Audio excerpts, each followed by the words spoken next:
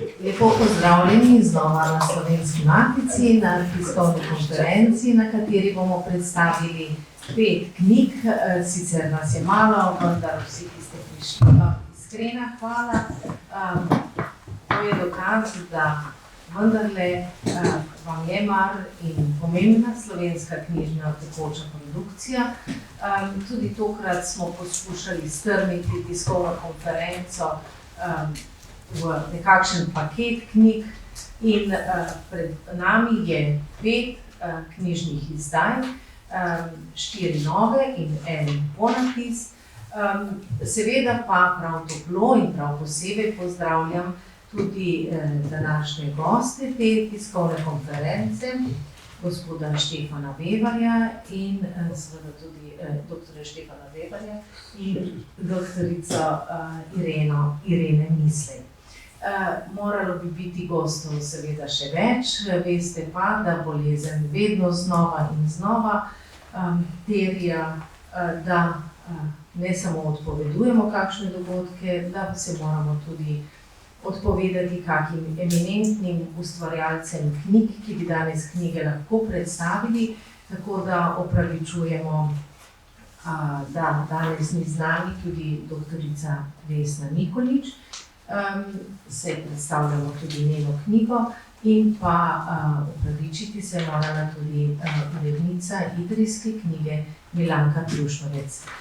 Bomo pa vsekakor poskušali zlasti z dosedanjo tajnico, urednico Zariko Smolj-Vrbovšek, ki je najbolj zaslužna strani matice, da so te knjige, ki so pred vami izšle, bomo poskušali seveda knjige podrobno predstaviti. Zdi se mi prav, da tokrat začnemo s predstavitvami tistih knjig, za katere imamo, bodisi urednike ali avtorje med nami. Morda najprej, dr. Štefan Vevar, vi ste bili urednik, prevajalec tudi te zbirke Erika Frida Je, kar je, pravi ljubezen. Morda mi dovolite, čisto na kratko za začetek. Erich Fried je avstrijski pesnik, živel med leti 21 in 88. Izredno ustvarjalen avtor, ne samo pesnik, tudi dramatik in esejist, vse skupaj njegov opus obsega skorajda 35 knjig. Tudi znan prevajalec Shakespeara. Vsekakor pa bi rada poudarila, da je pomemben njegov opus ljubezenskih pesmi. Nenazadnje to priča tudi naslov, ki ga ima ta slovenski prevod in izdaja Je, kar je, pravi ljubezen, pa vendarle Erich Fried ni samo ljubezenski ljubezen. Prosim, da nam poveste kaj več, kako je izbor nastajal in seveda tudi kakšen je pravzaprav celovit opus avtorja, ki v Sloveniji ni preveden toliko.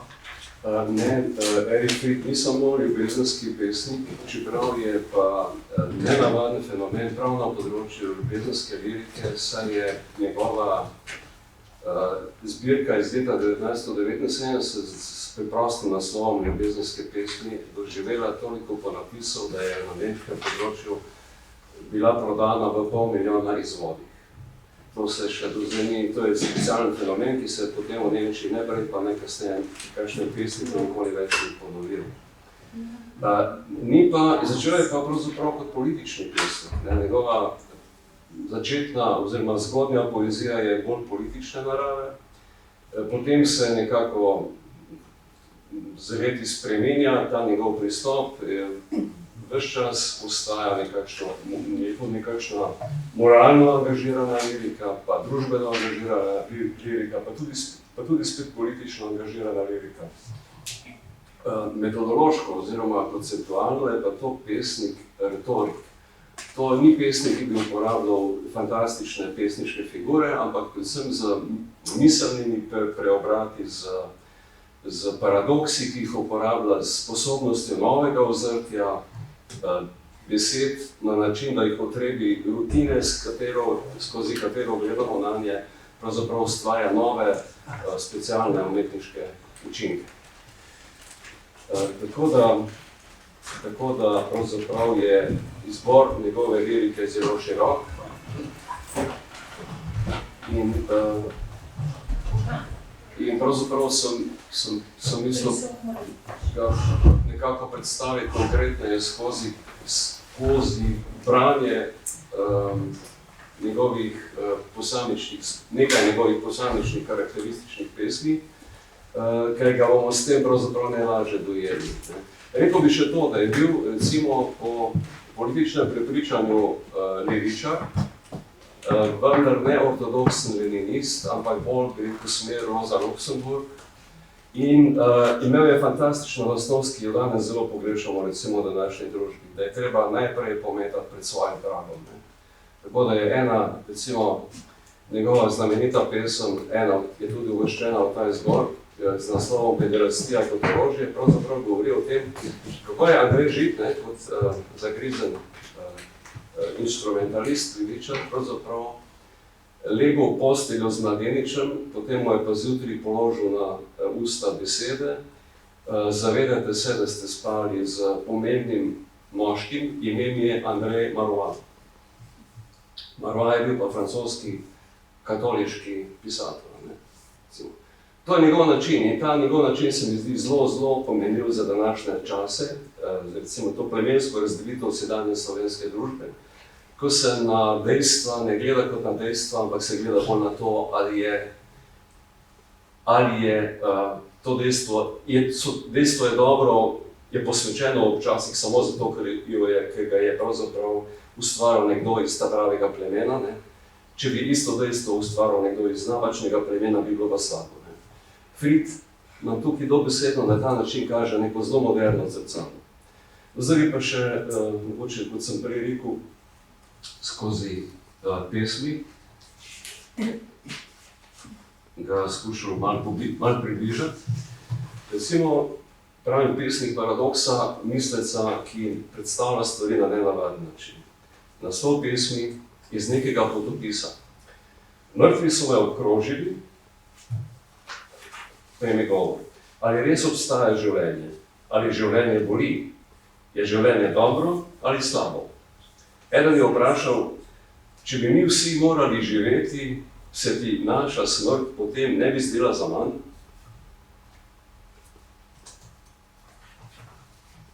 Potem zlaganke. Pravijo, pesnik je tisti, ki zlaga besede. To ne drži. Pesnik je tisti, ki ga besede za silo zložijo v eno. Če ima srečo, če ima smolo, ga besede raztrgajo.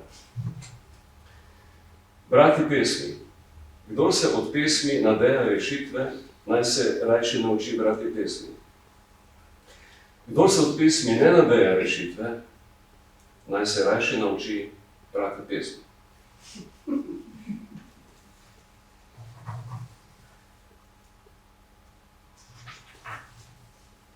Skoraj vse. Svoje učna leta imam za sabo. Naučil sem se slišati in videti. Skoraj vsi ljudje so skoraj vsem ljudem storili skoraj vse.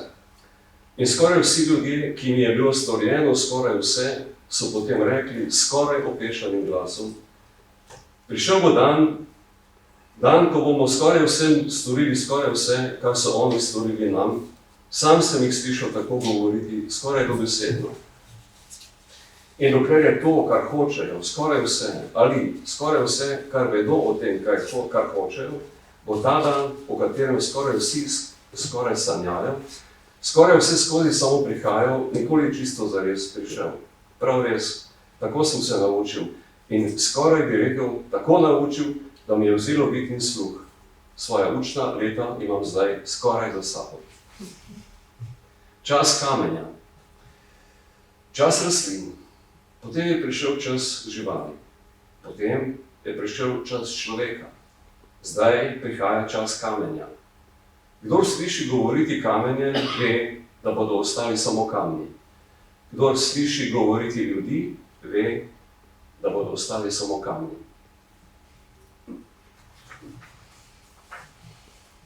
Pa še ena politična, bi rekel, aktualno politična za nemške razmere, recimo, da pokaže, da je njegovo pesnjenje šlo politično pravzaprav v tri smeri. Eno je bilo protivietnamska lirika v 60-ih letih, druga je bila protižidovska lirika, čeprav je bil žid, ampak lirika uperjena zoper rabote, če tako rečem, izraelske države.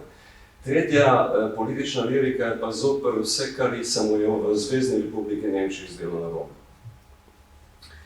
Ampak seveda tukaj je spet avtokritičen, kot bomo videli. Kot kazen za to, da je resničnost socializma v času prihoda polna napak in ni izpolnila mojih sanj, mojih upanj, naj bi socializmu obrnil hrbet in se ne bi bojeval proti izkoriščevalcem, govorijo izkoriščevalci, sklicujoč se na mojo vest socialista. Sklicujoč se na to, da se proti socializmu bojujejo izkoriščevalci, predstavniki starega reda, tako da hinavsko tožijo nad njegovimi napakami, terjajo nekateri, ki so v imenu socializma na oblasti, da niti z besedico več ne omenim njihovih napak, dokler ima socializem še sovražnike. Pričemer so njihove napake najboljši veter v jadra sovražnikov socializma in te napake so vidne, tudi če jih ne omenim niti z besedo, sploh pa bi bil tudi moj molk za sovražnike samo še en dokaz. Sprašujem se, ali ni morda sožitje med socialisti, ki zatirajo svobodno kritiko, in svobodnimi izkoriščevalci, ki se nad tem zgražajo, kljub drugačnim vtisom vse bližje.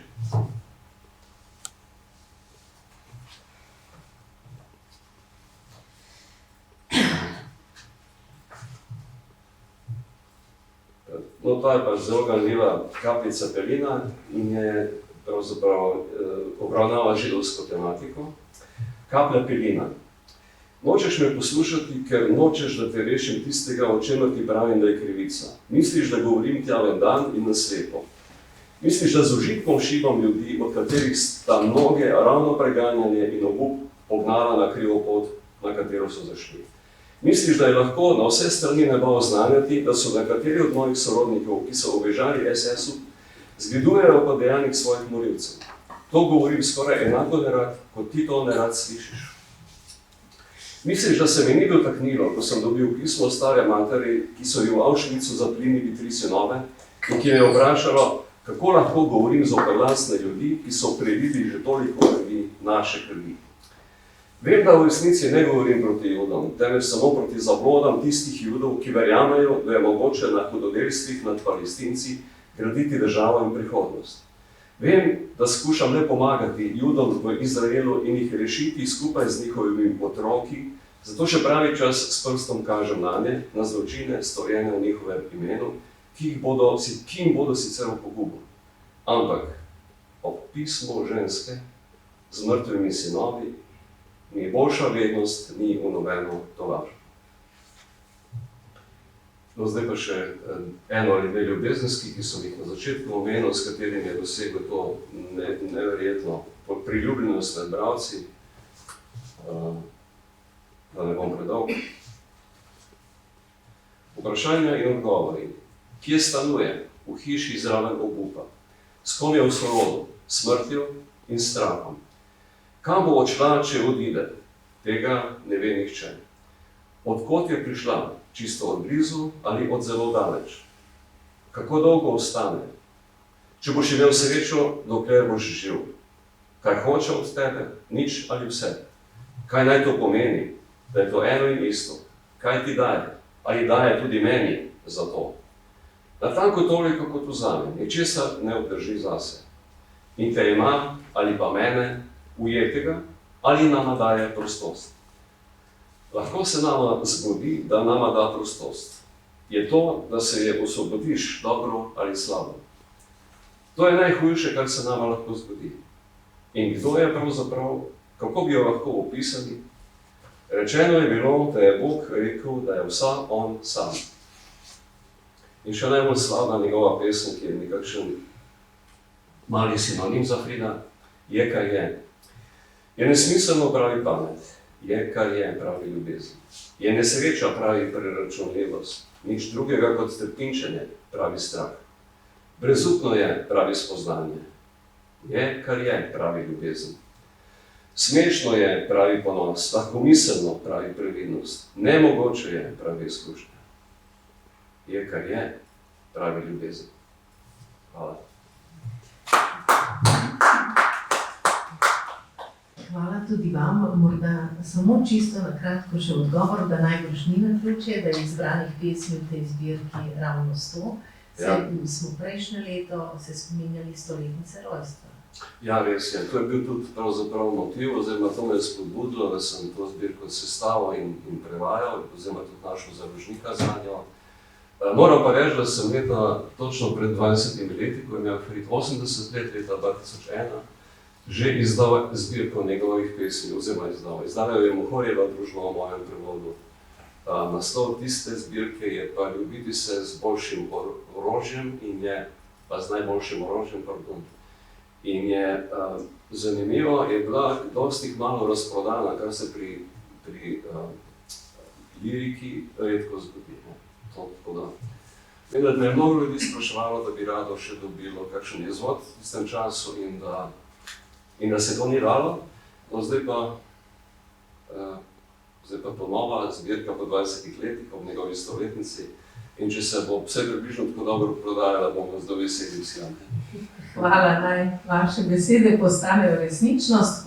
Dovolite pa mi, da še prav posebej poudarim ob tej knjigi, da je spremno besedo napisala Tanja Petrič in da je urednica knjige bila še tudi prejšnja tajnica urednica, cenjena in zaredno dobra, veste, vsi jo poznate, Miljana Cunda.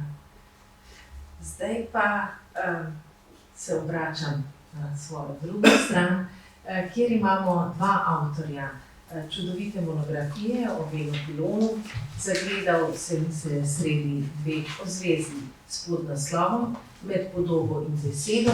Z nami sta, hvala Miklavž, da si se nam tudi zdaj pridružil, doktorice Irene Misle in dr. Miklavž Komelj. To je torej, kot sem povedala, delo dveh avtorjev. Poseben poudarek pa je, da je poleg številnih odličnih reprodukcij, seveda avtorjevih slik, knjiga vsebuje tudi izbrano publicistiko in izbrane pesmi Bela Pilona in v tem pogledu seveda prinaša tudi nekatere nove poglede in prispevke v obeh študijah. Doktorica Irene Misle, vi ste se posvetili predvsem življenjski in umetniški poti Bela Pilona, pa morda nekoliko več o tem izvolite. Knjiga pravzaprav ima dolgo zgodovino in je prav, da se je rodila v tej hiši. Zato, ker Pilon je v tej hiši objavil leta 1965 svoje spomine. Zato, da jih je objavil tukaj, gre tudi zahvalo takratnemu članu odbora, dr. Karlu Dovidi, ki je bil za Pilona pravzaprav neka dobra vila. Vedno mu je nekaj olajšal v življenju, vedno mu je tudi pač na nek način omogočil, da je prišel do razstave, da je prišel tudi do ilustracije in tako je bilo tudi pri teh spominih.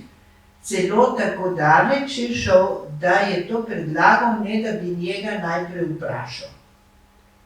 Potem mu je pisal v pismu, da so bili vsi navdušeni. Pilon je že to delal, že počel nekaj časa, da je pisal in nadlegoval vse svoje prijatelje, ker je dajal branje, tako da je bil res pripravljen. Tista prva izdaja je kar popularna med umetnostnimi zgodovinarji, nekateri jo citirajo tako v filmskih produkcijah kot v pisnih, tako da res je Pilon se pokazal takrat, to so zadnja leta njegovega življenja, kot zelo sočen pripovedovalec. Jaz, ki sem skrbela za njegovo zapuščino skoraj 20 let v Pilonovi galeriji, sem seveda uživala predvsem v njegovi korespondenci, ker spomine sem poznala, v Pilonovi je celo francoska verzija teh spominov, ki jo je pisal posebej, ne gre za prevod, ampak je predvsem zelo veliko gradiva, zelo neurejenega, pravzaprav še dan danes ostaja tudi možno, da se kako presenečenje pojavi. Med tistimi papiri, ki jih je zvlekel iz Pariza v Ajdovščino, ko se je preselil za stalno 68. leta, je bilo tako poezija, ki jo je seveda Miklavž preučeval in tudi reševal in razbral, je bilo tudi vse vrste zapisov. Včasih kar tako, kak stavek ali ne, bil je človek, ki je reagiral, ki je vedno se nikoli bal, da bi povedal svoje mnenje, tudi svojim prijateljem ne. Tako da je zato njegova korespondenca izredno dragocena. Delno je ta korespondenca objavljena je s Francetom de Cisnerom, objavljena je z Izidorjem Cankarjem in drobce drugje, pripravljena je celo s Karlom Dobinom. Zato je bila pravzaprav odločitev takrat tako, da interpretacija Pilonovih del, Pilonovega opusa seveda pripada Miklavžu Komelju, jaz se pa ukvarjam z njegovim življenjem in s tem, da poudarim, njegovo življenje vendarle tudi že znano bil, ampak nekateri poudarki niso bili nikoli prav postavljeni in predvsem skozi leta se mi je izrisala njegova osebnost in sem jo skušala tudi postaviti v luči vplivov na njega. Prvi del njegovega življenja do definitivnega odhoda v Pariz je seveda Ajdovščina, prostor, kjer se je rodil, prostor, kjer je njegov oče imel pekarno, v tisti hiši, kjer je še danes Pilonova galerija in pravzaprav je njegov oče pomemben.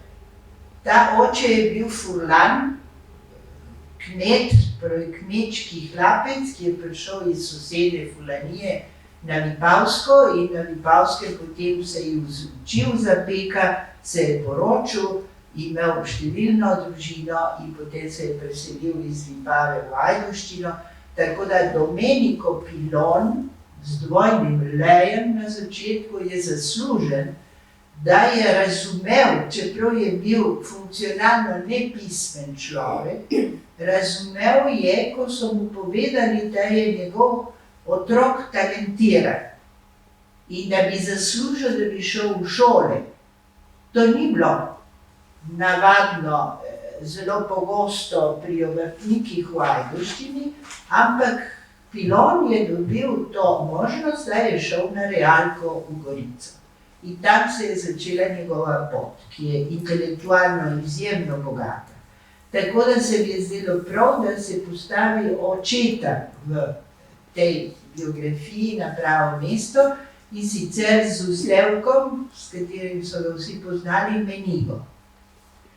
Drugi del njegovega življenja, pariški del njegovega življenja, po par brodolomih, jih je doživel več v življenju, končal je praktično celo na ulici, ampak drugi del njegovega življenja je bilo v luči njegove soproge, torej gospa Anne-Marie Guichard. Izjemno izobražena ženska, profesorica angleščine in angleške književnosti, magistrirala je iz angleščine in književnosti v Združenih državah, to pomeni zelo za tiste čase pravzaprav izstopajoča figura, bila je tudi pianistka, bila je vsesplošno angažiran človek, globoko tudi evangelsko veren človek, ob Pilonu, ki je bil pravzaprav neveren. Tako da ta zakon je zakon dveh zelo različnih osebnosti. Anne-Marie, kot sem rekla, tudi zadnjič. Imate Slovenci pregovor, ne, da dobra žena podpira 3 vogalne hiše, torej Anne-Marie je včasih tudi 4. Tako da ni bilo lahko živeti, tudi finančno in drugače, in je Anne-Marie res zaslužna za marsikaj v njegovem življenju. Celo pri brskanju različnih papirjev, še potem, ko je bila knjiga seveda zdavno že natisnjena, sem našla celo en člančič iz leta 1954 za revijo Tovariš, ko so njo vprašali, bila sta s soprogom na daljših počitnicah v Sloveniji, tisto leto je dr. Dobila naredil njegovo razstavo v Moderni galeriji, risbe, grafike in fotografije, in so jo vprašali za vtise. In so potem je napisala in potem so prevedli, zdaj je Francozinja meni, ne, o slovenski kulturi, se izkaže za izredno tenkočutno osebnost, ki jo je najbolj zanimalo pravzaprav žensko vprašanje, torej kako so ženske na Slovenskem, s kakšnimi poklici se ukvarjajo in tako naprej, ampak proti koncu celo o rodbini. Ona je prvič obiskala Vipavsko kot mladoporočenka leta 1935, pozneje je prišla po vojni leta 1948, tokrat je bila 3. v Sloveniji. In za svojo rodbino, ki jo je visoko cenila in imela izvrsten stik s svakinjami, svaki do konca življenja, tudi zelo tenkočutno omeni vrzeli, ki se jih ne bo nikoli več zapolnilo. Ker med vojno je svak bil ubit v Dachavu, vdova pod njemu je umrla v prvih letih 50-ih, to pomeni, ta odnos Anne-Marie do te rodbine je bil res izjemen. Šele po njeni smrti se je Pilon odločil, da pride dokončno domov v Ajdovščino in potem je živel še svoja zadnja leta tukaj. Bil je pa izredno živahen človek, ki se je angažiral v marsikatero stvar. Bil je pa tudi taka nekonfliktna osebnost, da če je prišel v majhen sporček s kakšnim prijateljem, se je lahko tudi najprej razburil in pozneje vse opustil. Torej, znal je vzeti nazaj tudi to, kar je rekel. In znal je tudi pisati o tem in se opravičiti. Torej, res nenavadna osebnost. Na koncu življenja seveda je doživel še Prešernovo nagrado za življenjsko delo, ki jo je on tolmačil tako, dali so mi nagrado za mladostno slikarsko delo. To pomeni, je bil tudi sposoben izredne samokritike. Tako da ta Pilon, ki me zasleduje že tako dolgo, je na nek način tukaj predstavljen. Samo s tem ni konec s Pilonom. Pilon ima še v sebi marsikaj, kar pušča mladim generacijam. Zelo sem bila vesela sodelovanja z Miklavžem Komeljem, ker ga poznam že kar precej dolgo in vem kot pesnik, da njegova interpretacija je subtilna in je drugačna od moje. Moja je stvarna, jaz sem zgodovinarka, mene zanimajo papirje, besede in tako naprej, ampak tudi si mislim seveda svoje. Tako da vesela sem knjige, ki je izredno lepa knjiga, tako da to gre za hvalo seveda Slovenski matici, da je tako bogato ilustrirana, to je pravzaprav monografija z enim močnim jedrom pravzaprav znanstvenega dela. Bilo je res lepo. Hvala lepa, dr. Mislej. Moram poudariti, da je tudi to knjigo še uredila Miljana Cunta, tako da je besede zahvale ji prepošiljam, čeprav danes ni z nami. Dr. Miklavž Komelj, vi pa ste tokrat, čeprav ste seveda tudi zelo subtilni in počutno umetnostni zgodovinar, doživljali Vina Pilona predvsem skozi besedo. V svoji študiji Od roba do roba, torej ta drugi rob je z veliko začetnico v naslovu te študije ravno zato, ker je tista avtobiografija, o kateri smo tukaj že slišali, ki je šla pri Matici leta 65, je bilo naslov Na robu. Skratka, predajam vam besedo, da nam poveste tudi nekaj o Pilonovi poeziji, tudi o publicistiki. Pozdravljeni.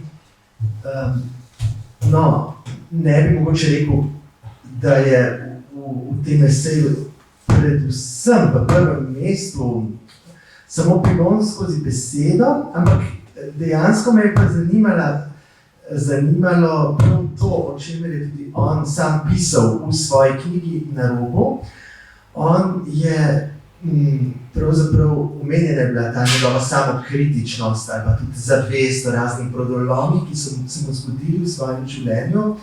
On na koncu, ko gleda na svoje delo, pravzaprav noče postaviti enega segmenta svojega delovanja kot tisto, v čemer je največ resnično dosegel, ampak vidi kot tisto glavno svoje delo pravzaprav ravno svoj lastni lik, svojo osebnost, ki je bila oblikovana tudi skozi brodolome, tudi skozi blode, na katere on gleda na tak bridko humoren način. Dejansko to, da je on sam trodimenzionalna osebnost, kot govori v tej knjigi, na koncu te knjige, in tudi v filmu dokumentarnem, ki je bil posnet po njegovi vrnitvi v Ajdovščino, obenem trodimenzionalna, obenem taka razdrobljena, jo on da sam na naslovnico svoje knjige Na robu, kjer da svoj avtoportret, kjer odseva v takih ogledalcih kavarniških, kjer se na steni, kjer se v bistvu njegov lik razdrobi, ravno tudi oko je recimo prerezano, potem je potem Jure Mikoš recimo v svoji znameniti knjigi Podoba roke precej pisal o tem avtoportretu.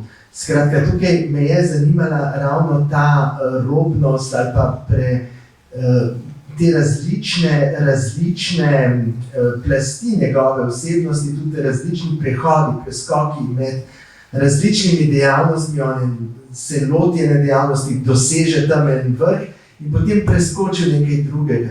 Slikarstvo, v bistvu, ko doseže en zelo dober mednarodni uspeh, ima razstavo v Galeriji Bragale, razstavila na Beneškem bienalu v Trstu, ampak dobi zelo kmalu eno tako, iz korespondence se vidi, zgublja pravzaprav voljo do stikanja ali pa z dvomi vase, ali pa začne nekako tudi, ko se ravno v korenini spet vrne v rodnih krajih, reče to, zdaj bom črpal iz tega, ko je nekaj let tukaj, že ga kliče daljava, iz katere je ravno kar prišel, potem pride v Francijo, tam naredi spet najprej en tak zelo zanimiv eksperimentalen fotografski opus, ki na nekih točkah recimo pokaže afinitete z nadrealizmom in tako naprej, potem se preusmeri bolj v portretno, pa tudi reprodukcijsko fotografijo, skratka postane bolj, kako bi rekel,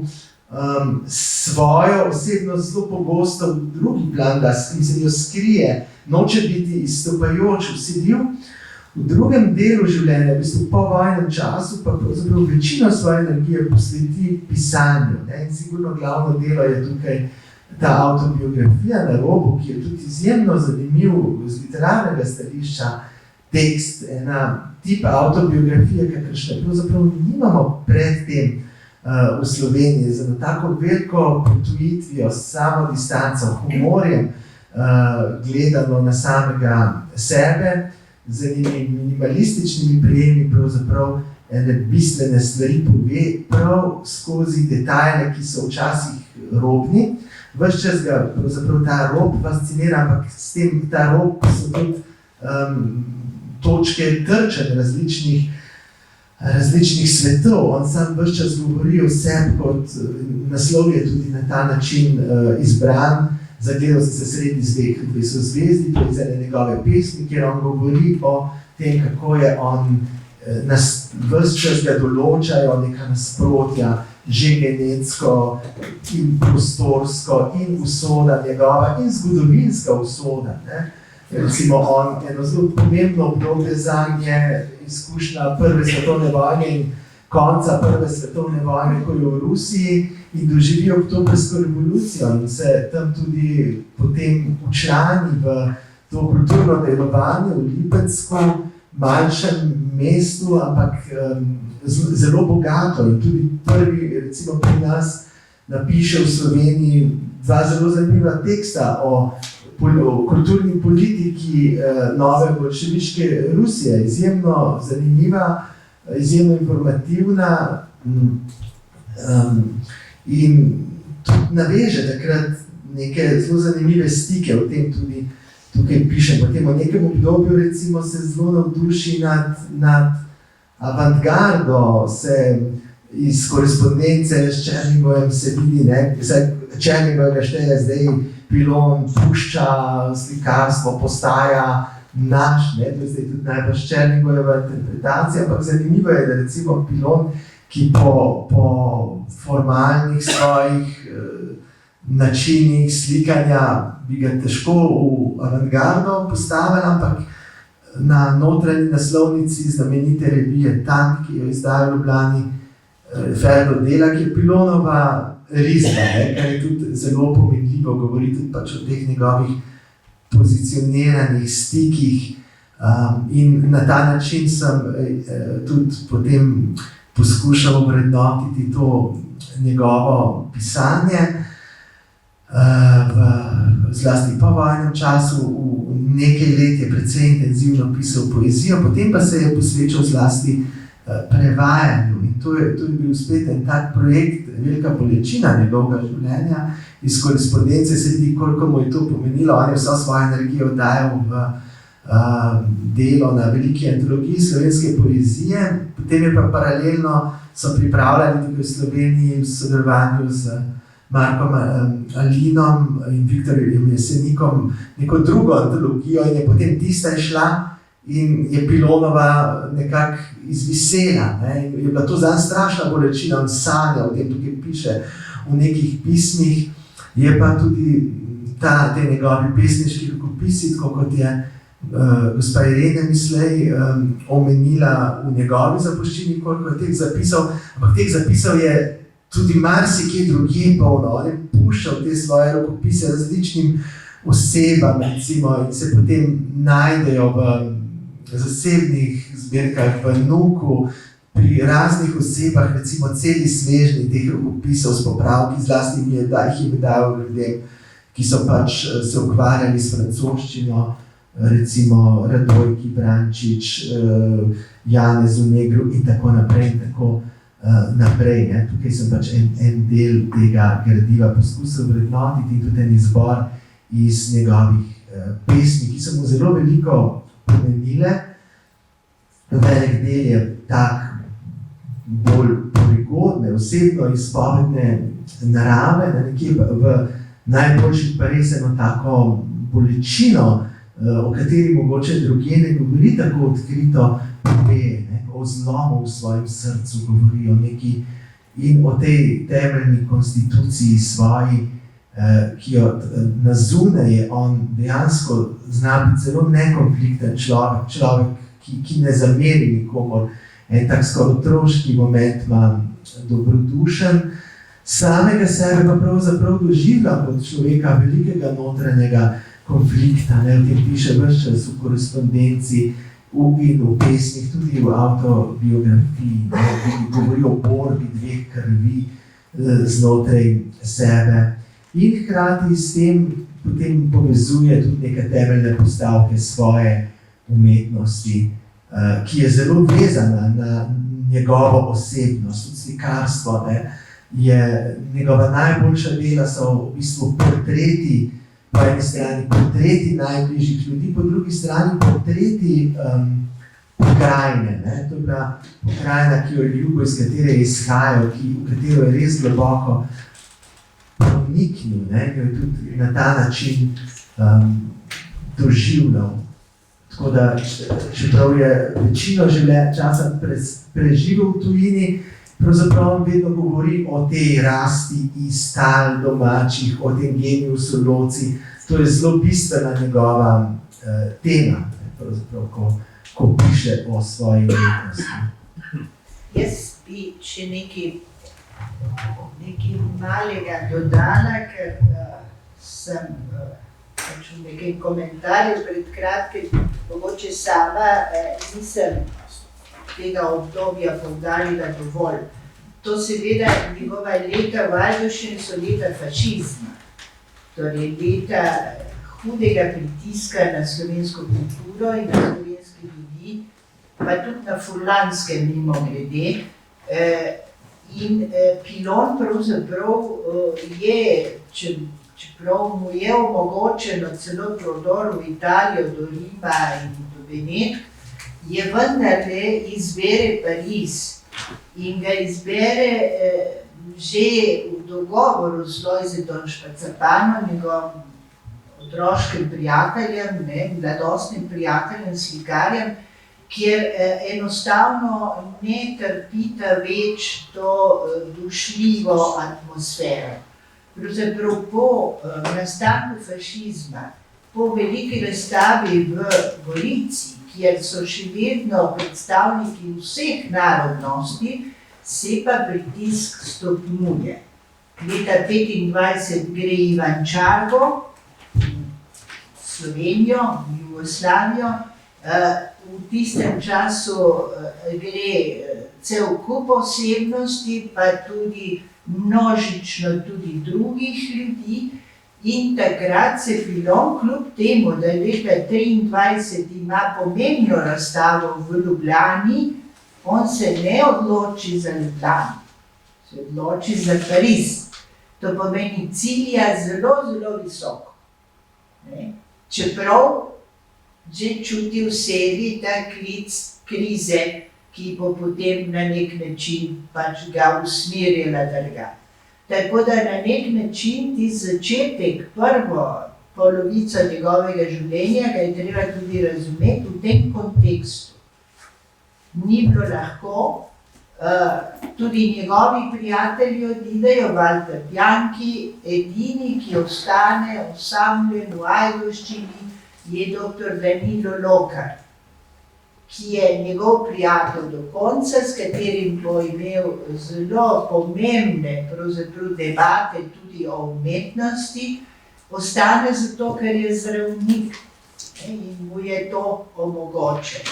Tako da Pilon pomeni tudi vpogled v različne prostore, tako kot bolševiško Rusijo, kot potem italijansko Novecento, kot potem pariško in potem povojno obdobje. Tako da tudi iz tega vidika je Pilon zelo bogata osebnost. Hvala obema za tako izčrpno predstavitev knjige. Že tukaj smo uživali v vseh podatkih, raziskavah, tako da ne dvomimo, da bo tudi knjiga izredno zanimivo branje. Zdaj pa dovolite, da se dotaknemo še knjige Ivana Vesne Mikolič Ali bereš Cankarja. Kot veste, je bil Ivan Cankar vedno tesno povezan s Slovensko matico. V kratkem obdobju 8 let, 1900 do 1908, je prav pri Slovenski matici, v času, ko je bil njen predsednik, tudi nekdanji profesor na realki, Cankarjev profesor na realki Fran Levec, išlo tukaj kar 10 njegovih del, med njimi Roman na klancu, Tujci, Križ na gori, Martin Kačur, Novo življenje.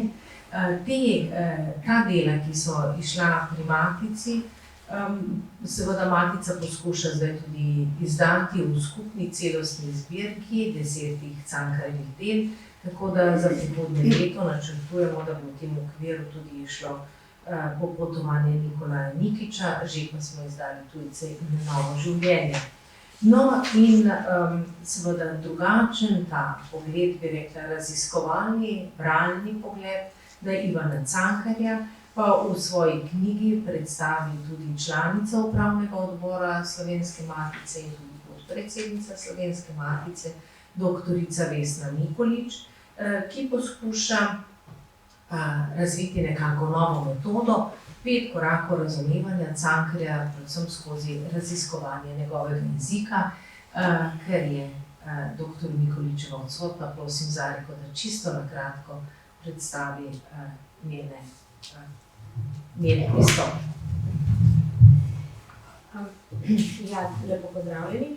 Najprej še pozdrav strani avtorice, ki je prosila, da naj vse prav lepo pozdravim. Preden bi predstavila na kratko knjigo Ali bereš Cankarja, za katero tudi ona sama zdaj napisala in ta kratek opis, ki ga bom nekako hitro povzela, prebrala. Bi samo še to poudarila, da je leta 2020 v knjigi Zakaj moči slovenskega jezika Vesna Nikolič že pisala o moči Cankarjevega jezika. Ta knjiga je izšla tudi pri Slovenski matici, sodelovanje z Slovensko.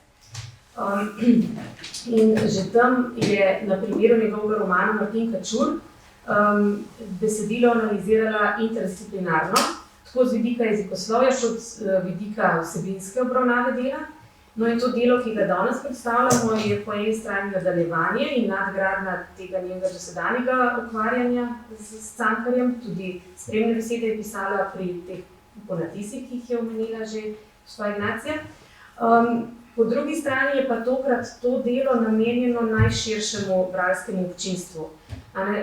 Recimo, če vzamemo že kot izhodišče ta njen provokativen naslov, Ali bereš Cankarja, to nakazuje, da gre za strokovno delo, ki pa na nek poljuden način skuša mladim in tudi starejšim bralcem približati Cankarjevo poetiko. Zato gre za nek inovativen prispevek k temu, da bi tega velikega slovenskega klasika Slovenci res začeli brati.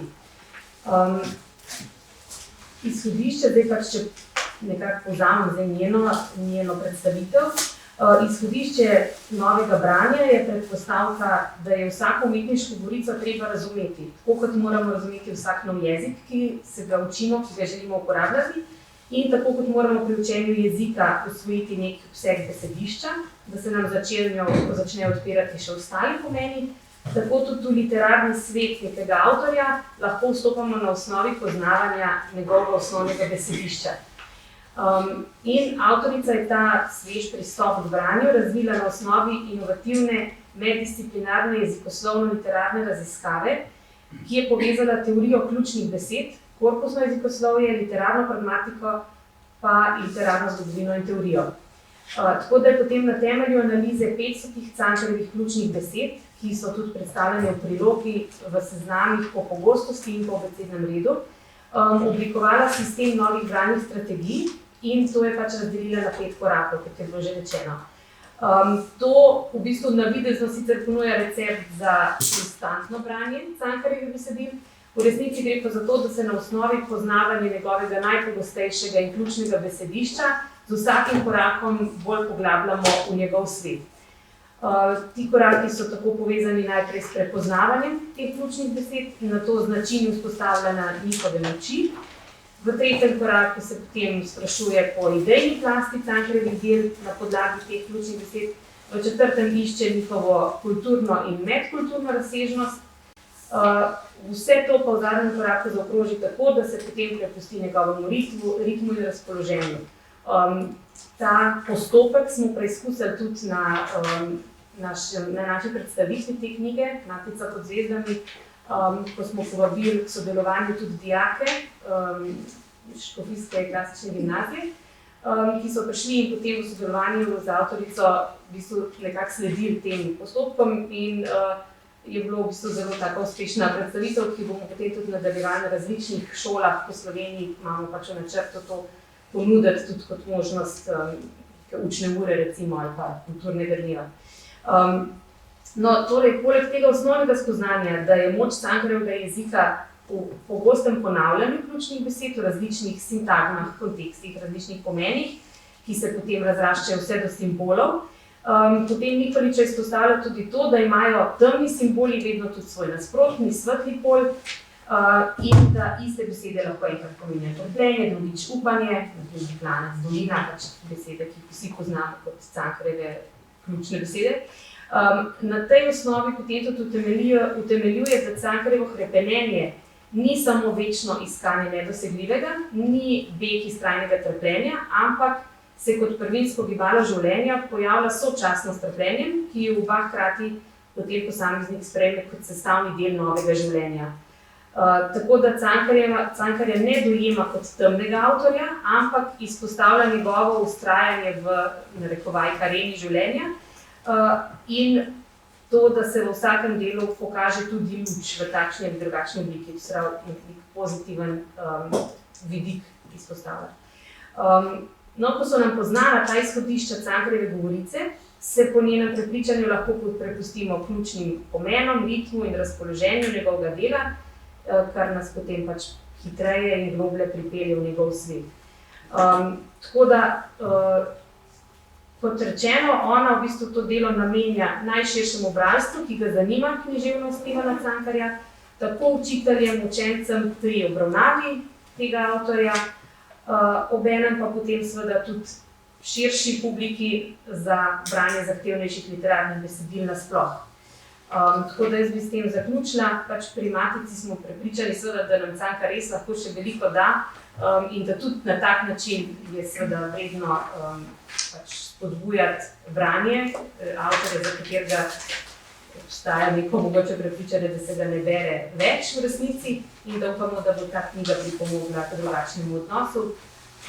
Omenila bi pa samo še to, da na knjižnem sejmu tudi načrtujemo še predstavitev, še eno predstavitev tega dela, v bistvu na način tega prikaza, tega pristopa. Hvala Zarika za predstavitev, za ta vstop v knjigo Vesne Nikolič, ki vstopa v Ivana Cankarja z novimi bralnimi metodami in seveda hvala za temeljito uredniško delo pri tej knjigi, ki si ga tudi opravila. Še predstavitev ene novitete Slovenske Matice, to je 16. zvezek iz zbirke naših mestnih knjig. Pred njim je nazadnje izšla trboveljska knjiga, ki jo je uredil Uroš Zupan in je bila izjemen, bi rekla, kar izjemen uspeh oziroma odmev. Torej tudi knjiga o rudarskem mestu in sledi ji idrijska knjiga, prav tako in še enkrat znova knjiga, tako da imamo o rudarskem mestu, ki ga je izrazito zaznamovalo rudarjenje, tako da imamo tudi možnost zdaj med obima knjigama doživeti tudi ta primerjalni vidik, kako se je razvijala literatura v nekem prostoru, ob neki enaki panogi, pa vendarle zelo različno. Idrijska knjiga, pogovori zanjo so se začeli za izdajo te knjige, zbirke seveda raznih besedil na temo Idrije, bodisi so lahko to ljudske pripovedi, poezija, seveda tudi likovne reprodukcije. Ti pogovori so stekli že v letu 2019 z občino Idrija, ki se ji na tem mestu tudi iskreno zahvaljujemo za finančno podporo in seveda razumevanje pri nastanku te knjige, pa seveda se zahvaljujemo tudi še Geologiji, DOO mestni knjižnici in čitalnici Idrija. In seveda predvsem bi rada poudarila, da je nastanek te knjige bil res zelo temeljito zasnovan. Vzpostavili so tudi na občinski ravni celovit uredniški odbor za posamezna področja in potem je knjigo skupaj uredila in potem bila glavna urednica pa izbor celotnega gradiva opravila Milanka Trušnovec. Morda čisto samo nekaj kratkih besed še o vsebini knjige Zarika, ker smo že kar dolgo. Ja, tudi magistra Milanka Trušnorec se upravičuje, da pač danes ni mogla biti prisotna na tej predstavitvi in tudi tako pozdravlja. Še to, ko je že ravno bilo omenjeno sofinancerje, bi še poudarila to, da so vsa ta dela razen ponapisa Ivana Hribarja bila sofinancirana tudi strani Javne agencije za knjigo. Tukaj pri idrijski knjigi pač smo imeli še podporo občine in podjetja Geodezija Idrija in pač v sodelovanju s knjižnico smo pač to delo izdali. Jaz sem tukaj hotela nekako vzpostaviti eno povezavo z začetkom nastanka te zbirke Vestne knjige, ki jo je zasnoval že Drago Jančar, tedanji tajnik urednik. Prva je šla Ljubljanska knjiga leta 1994. Tukaj tudi na knjigi so seveda na zavihku naslovi vseh del. Izhodišče je bilo najprej največja slovenska mesta obdelati v okviru te zbirke, potem tudi mesta v zamejstvu. No, zdaj sčasoma se je pa ta koncept potem tudi širil na pač seveda manjša mesta, tudi na ta rudarska, recimo zdaj Trbovlje in zdaj sledila potem nekako logično Idrija. Koncept razvoja te zbirke od 1. do 16., kar je zdaj idrijska, se je rahlo spreminjal. Na začetku je bil nekako bolj strog. Izhodiščna določila so bila, da zajema izbor celot ali pa odlomkov iz pripovedne, v manjši meri pa tudi spominske in esejistične proze posvečene mestu, šele pozneje je bila vključena tudi poezija. Dela so si sledila v bolj ali manj kronološkem redu. Ni pa zajemala na začetku žurnalističnega gradiva, zgodovinskega, etnografskega spisja, nepoučnih prikazov. Pri spominski literaturi je izbirala samo tisto, kar je bilo literarno oblikovano. Omejena je bila na besedila, ki so bila napisana v slovenščini, z recimo izjemo Valvazorja, že v ljubljanski knjigi, ki pa ga recimo najdemo tudi v idrijski knjigi zdaj. Izbor pa je seveda bil zamejen s subjektivnim pogledom urednika, s tem, da je bil koncept tak, da sta bila urednika dva. Najprej eden je bil urednik za literarni del in drugi urednik je bil za slikovno gradivo. Potem se je to združilo v enega, no zdaj pri idrijski knjigi pa še manj drugačen koncept je pa urednica si nekako za pomoč ustvarila tudi ta uredniški odbor, no, kjer so potem si po strokovnih področjih razdelili delo. Recimo za likovni del je pomagal gospod Nande Rupnik. No in kako se je potem pač ta osnovna kriterija, navezanost besedil, ki so objavljena na mesto, neka pričevanska zanimivost, osebna zgodba je bila izpostavljena, drugo je bil pa literarni kriterij, seveda estetski standard. Slikovne priloge so bile vedno kot spremljava besedila in nek skrčen pogled, kako so mesto skozi čas gledali slikarji, potem kasneje se je recimo dodali tudi kiparje, zdaj naprimer v idrijski knjigi in že tudi prej v Trboveljski recimo so tudi bila odstopanja, recimo tudi fotografije, zgodovinski pregled se je zdaj bolj razširil, bolj kronološko je, ker na začetku je bilo bolj poudarek na 20. stoletju, tako da to v bistvu so bile pač rahle spremembe pri zbirki, ampak se mi zdi to pomembno, zato ker vsako mesto ima neko svojo dušo, neko svojo posebnost in to nekako potem je nekako raslo, ne, skladno s tem. No, ta idrijska knjiga je zdaj se zasnovana tako, da vključuje literarne prispevke o mestu, pretežno leposlovna besedila, tudi poezijo, kratko prozo, odlomke romanov, ki se tematsko navezujejo na Idrijo. Avtorji, ki so vključeni v to idrijsko knjigo, so bodisi domačini, naprimer, bom jih samo nekaj naštela, Ivan Brus Idrijčan, Matija Lipužič, Jožef Felc, potem naslednji Idrijčani, ki živijo, to so Idrijčani, ki živijo in ustvarjajo v Idriji, potem so Idrijčani, ki so se iz Idrije odselili in zdaj ustvarjajo druge, ali pa so ustvarjali druge, Anton Pecin, Aleš Bebler in drugi. Potem Idrijčani, katerih dela se tematsko ne navezujejo nujno na Idrijo, tudi te se jim je zdelo pomembno, da se jih vključi, da si zaslužijo mesto v tem delu. Potem ljudje, ki so se v Idrijo priselili, recimo za stalno ali pa tudi samo za nek določeno obdobje svojega življenja, naprimer Franz Aleš Finžgar, France Belk, tudi naprimer Peter Čeferin, tako da je vključeno noter naprimer delo Deja Goloba o Petru Čeferinu. Tako da v bistvu dejansko je ta koncept malo širši. In potem tudi tujci, ki so bili del življenja povezani z Idrijo, naprimer Pier Paolo Pasolini. Tako da se vidi zdaj tukaj eno širino, ozadaj na hrbtni strani je tudi vedno seznam vseh avtorjev, ki so vključeni v knjigo. Koncept je pa tak, da je Idrija osvetljena s čim več različnih zornih kotov, zajete so različne tematike in zato so tudi žanri zdaj dosti bolj različni, kot so bili na začetku. Že v trboveljski knjigi, naprimer, so bili vključeni kuharski recepti, naprimer, za pač neko ponazoritev življenja ali pa duha tistega kraja. Zdaj tukaj je veliko, nekaj tudi zgodovinskih zapisov, glede zgodovine tega rudarskega mesta, potem besedila, ki kažejo na to knapovsko tradicijo, recimo rudarski red, eni členi iz reda, potem rudarska prisega, potem pisma, no in recimo pomemben dodatek tukaj, ki pa je čista novost v tej knjigi, so pa tudi notni zapisi v glasbenih pesmih, ki so uvrščeni med slikovno gradivo. In s tem pa je prav bilo posebno želeno poudariti, da ima Idrija poleg te rudarske in zgodovinske tradicije, ki jo vsi poznamo in ki je recimo izpostavljena vedno, kadar se o Idriji govori, tudi bogato umetniško tradicijo, ki pa poleg literarne in likovne zajema tudi zelo bogato glasbeno tradicijo. Tako da to so prav posebej izpostavili. No, potem posebno noto seveda dajejo narečja, starinski izrazi, zato je na koncu knjige tudi slovar narečnih in starinskih izrazov. Sicer pa likovna plat sledi zasnovi knjige, vključene so tako dokumentarne podobe rudnika, fotografije iz preteklega življenja, pred časom, potem realistične slike Idrije, potem likovna dela, vezana na Idrijo, pa tudi bolj moderne podobe, kar recimo dokazuje tudi izbor naslovnice, ki se kar precej rahlo razlikuje od prejšnjih. Že Trboveljska je sicer malce odstopala od prejšnjih knjig v zbirki, kjer so bile vedno v ospredju neke mestne podobe.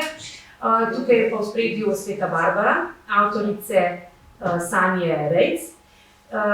In to je bila prav posebna želja tudi urednice, ker se je zdelo, da na ta način zajema vse, kar Idrija ponuja.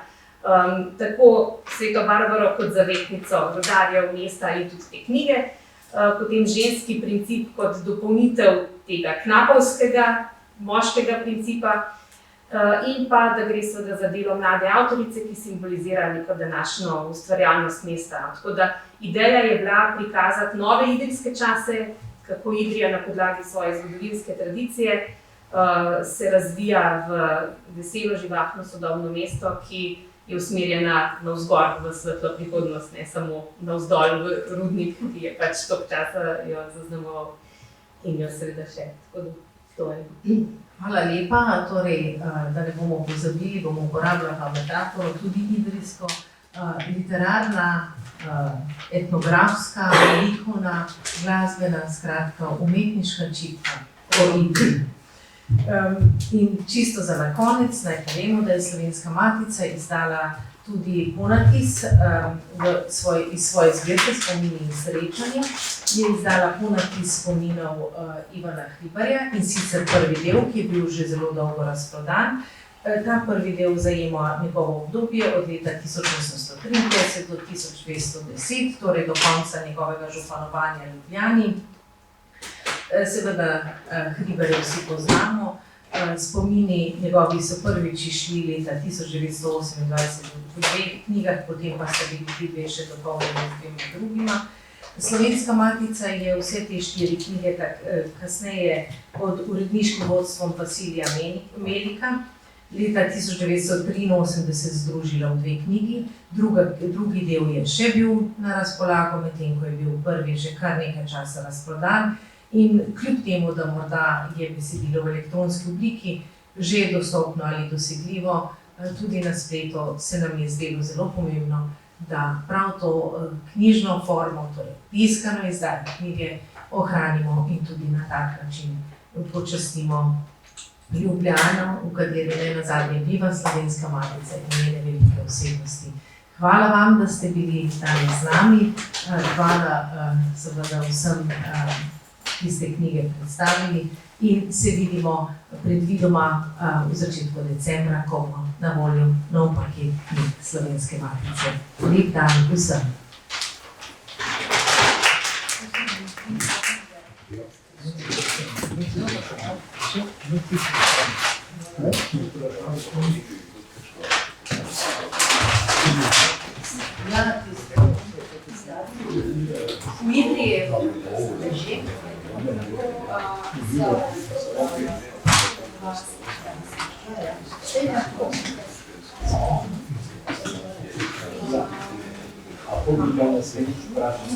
A ja, če sem joj.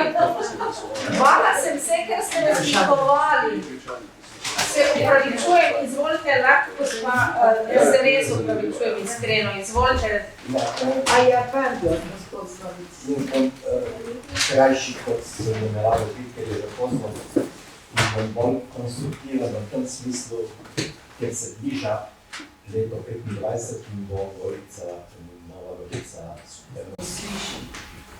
Leto 25, nimate ga mikrofona, bo Evropa, se pravi Evropska predstavnica kulture Gorica in Nova Gorica.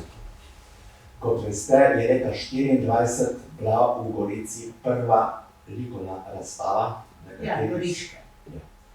tam je nastopala vsa ta združena goriška, italijanska, furlanska, slovenska in tako naprej likovna smetana.